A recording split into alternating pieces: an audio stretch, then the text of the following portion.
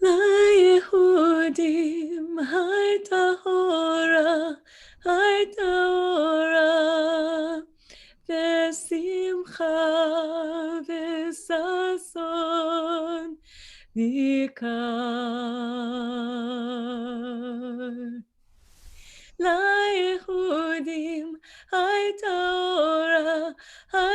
אורה, ושמחה וששון ניכר.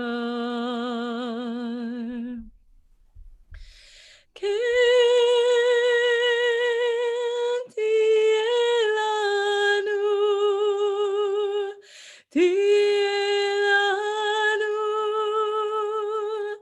תהיה לנו,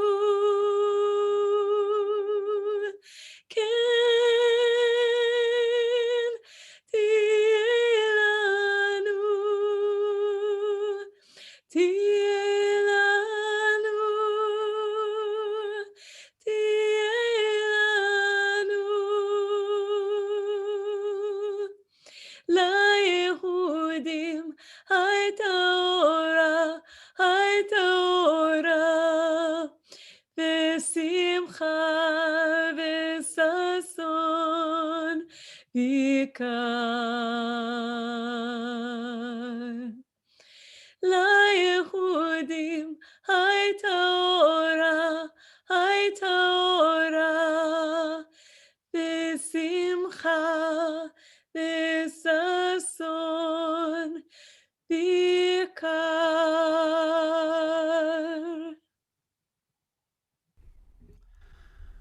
Welcome everyone to our Shalvah program this week, and today we are at Erev Purim. It's the day before Purim.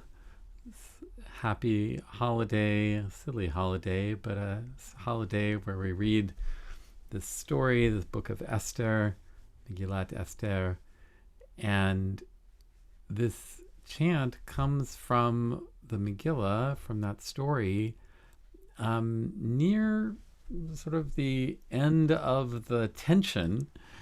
The story, if you're not so familiar with it, of course, is a story about a threat, where the Jews are under threat and in danger of annihilation, and everything is turned upside down, and Mordechai, the hero of this story, along with Esther, Queen Esther, the heroine, bring about something different, a different result. So this moment where this verse appears, is the moment when Mordechai has not only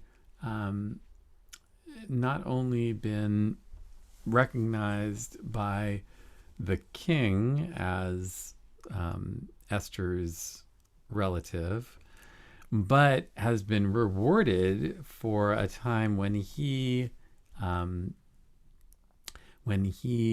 saved the king's life. And he wears this royal raiment. He comes out from the king, from being with the king, wearing these beautiful clothes, and with maybe a turban on his head, really resplendent. And that seems to be the moment where the Jews realize there's joy to be had here.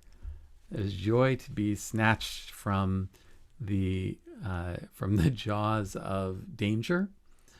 There's joy for them to express. And so it says in the Megillah, the Jews had light and happiness, joy and honor. And these are meant to be the opposites of everything they feared. They feared that the light would be taken away from them. They would no more see the light. That their only role would be sorrow. That joy would be far from them, and particularly that they'd be not only annihilated, but also dishonored. That the whole calumny that the villain, whose name we don't like to speak, put against the Jews was that they were dishonorable, that they didn't honor the king, they didn't honor the rule of law. So this verse is saying, V'nahafochu, everything was turned upside down, and instead of darkness, the Jews had light. Instead of sorrow, they had happiness. Instead of weeping, they had joy. And instead of shame, they had honor. So this verse was taken up by the rabbis and put in a very beautiful place in the Havdalah ceremony, in the ceremony that we use to make a difference between Shabbat, the day of rest, and the rest of the week. And so we say this line as we're sitting with a lit candle and seeing that light.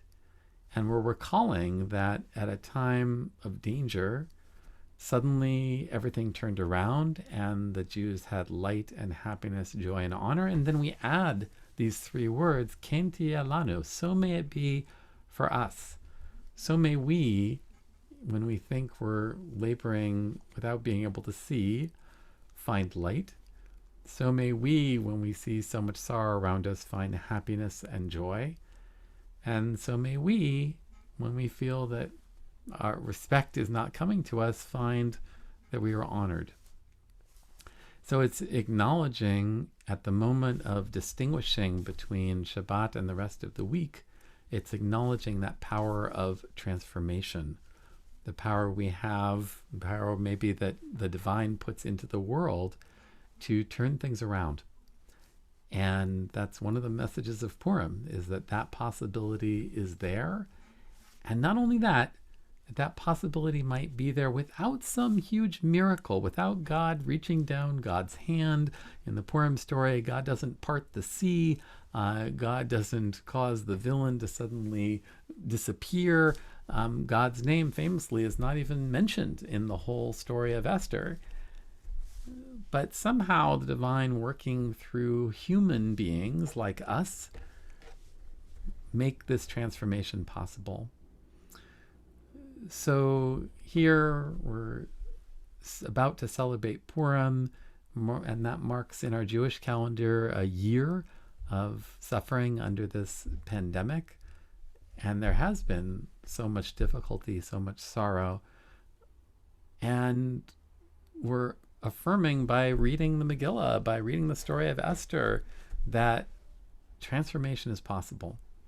It's possible for us to find light, to find happiness, to find honor, that there is a path forward for us. And so we can also say, as we say in Havdalah, Ken tiyeh lanu, may it be that way for us. May that story of transformation be a story that we can take into ourselves, and that we, just like those very flawed human beings that we read about in the story of Esther, that we can somehow make happen. Nothing is certain, least of all sorrow.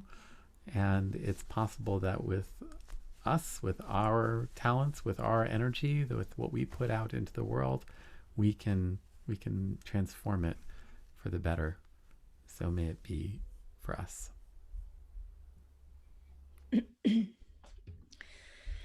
So, just so everybody knows, we have somebody with us who is thrilled to be here and is not able to turn on the camera, but is, let me know that he wanted us all to know that he was here with respect and participation, just with the camera off. So I invite everybody to find a comfortable seated position, or you can lay down if that's better for you. And to feel your contact with the floor, feel your feet on the floor, feel your seat, feel your hands resting wherever they're resting. You can close your eyes if you're comfortable doing that, or just gaze softly a few feet in front of you on the floor.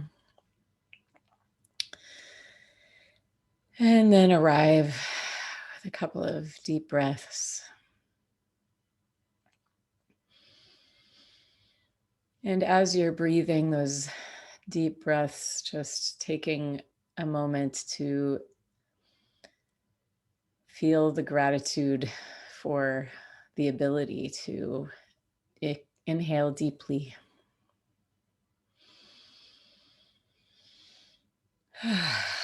And if you want to sigh it out, just really, really bringing your awareness to the miracle of your body.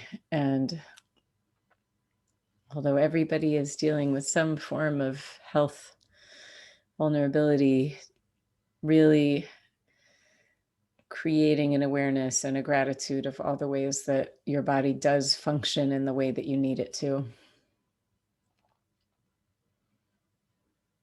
Your breath,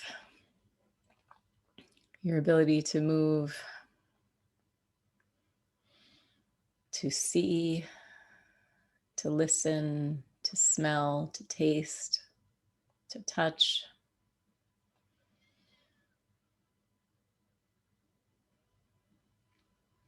These are all miracles happening all the time.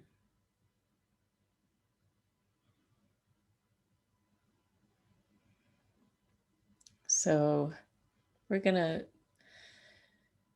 bring our focus to our breath first. So paying keen attention to the beginning of your inhalation and following it all the way to its peak and then to where it changes to an exhalation. Not trying to change it, just noticing what your breath is doing today.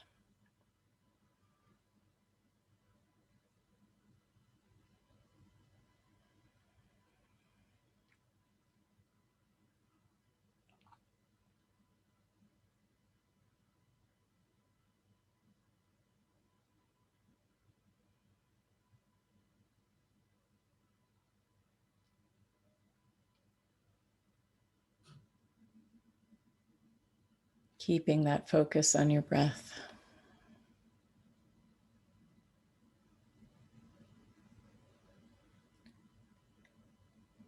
Aware that you're sitting or lying down, just aware of the shape your body is in at this moment.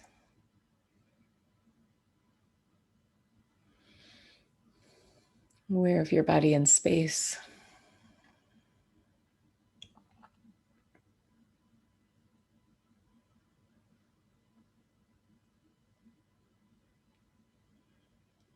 And then creating space in your mind for what is delightful. What in your life is bringing you delight and joy, and holding that in your awareness.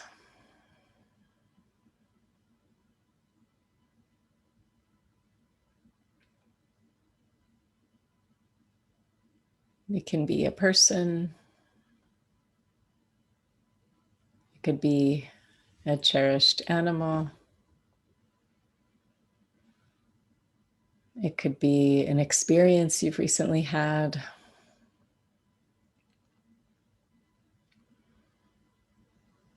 A piece of music, the sun on your face after so many days of cold gray skies.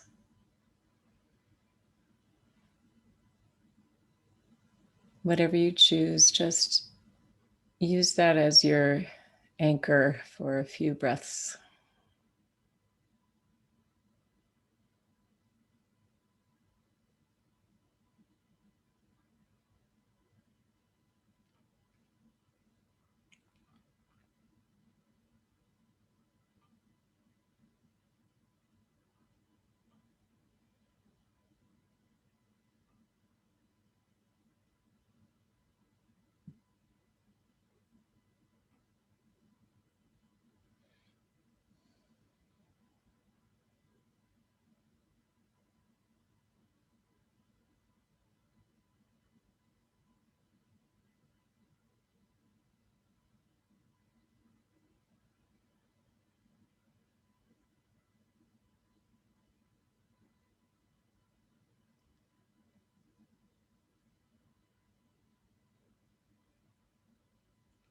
And now shifting your focus to your body again.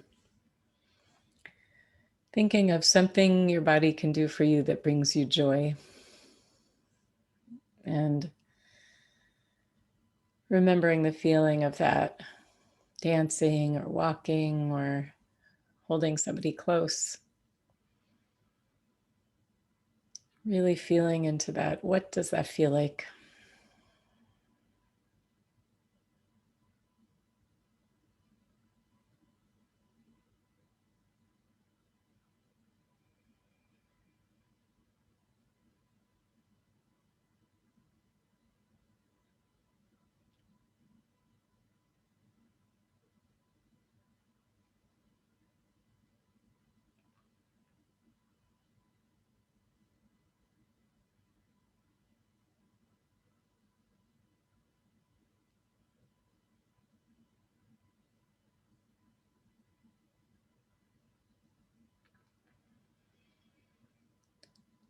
And then if you can let your mind drift a little farther to a time when you felt like you were really in sync with someone else.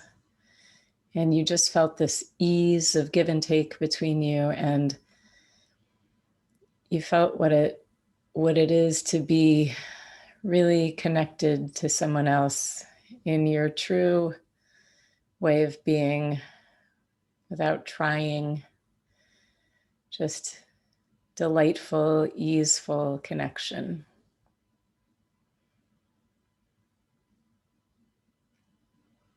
How does that feel? What sensations do you feel when you remember that experience? Where do you feel it in your body?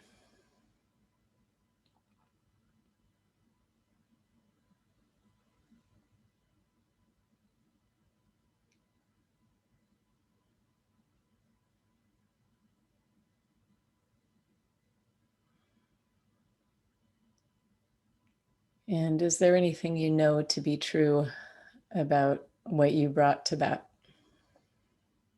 to help make that connection happen?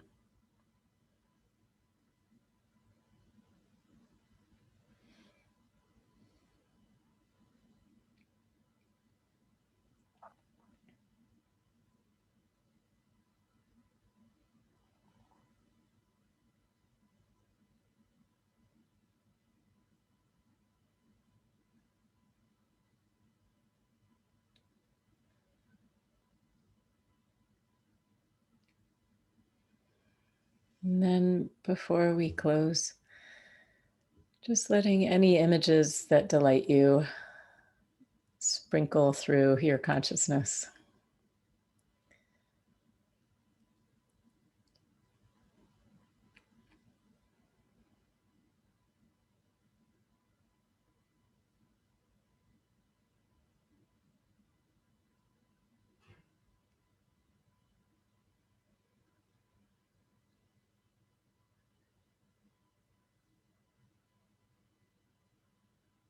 When you're ready, you can open your eyes. You can stretch.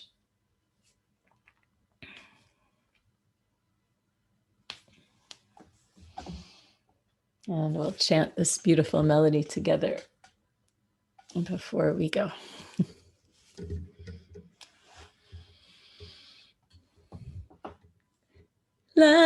ליהודים היי תורה, ושמחה וששון ויקר. ליהודים היי תורה, ושמחה וששון ויקר. כן תהיה לנו, תהיה לנו, תהיה לנו. כן תהיה לנו,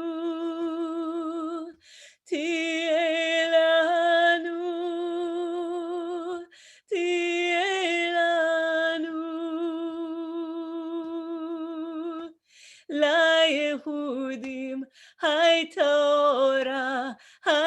אורה, ושמחה וששון ויקר. ליהודים הייתה אורה, ושמחה וששון ויקר. כן תהיה לנו, תהיה לנו, תהיה לנו, כן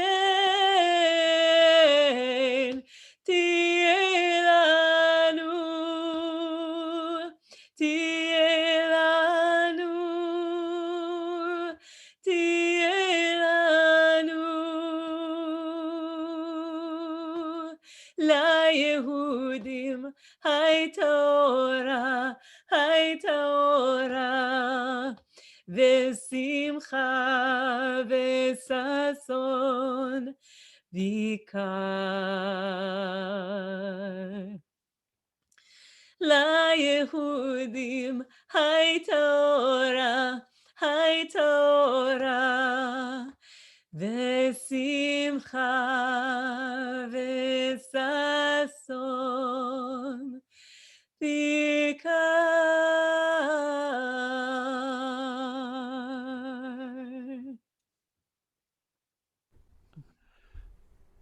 So I hope that we can